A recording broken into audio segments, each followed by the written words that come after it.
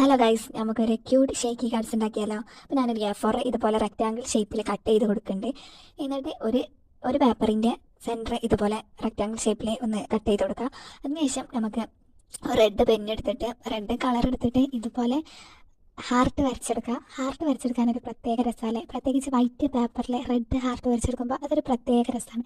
അതിന് ശേഷം നമ്മളൊരു ട്രാൻസ്പെറൻറ്റ് ഷീറ്റ് എടുത്തിട്ട് ഇതിൻ്റെ ഷേപ്പിൽ കട്ട് ചെയ്തിട്ട് ഒട്ടിച്ചെടുക്കുന്നുണ്ട്. പിന്നെ ഒരു മിറർ കാർഡ് സ്റ്റോക്ക് എടുത്തിട്ട് ഈ സിക്സാഗ് കത്രിക വെച്ചിട്ട് അങ്ങോട്ടും ഇങ്ങോട്ടും എങ്ങനെയൊക്കെ കട്ട് ചെയ്ത് കൊടുക്കും.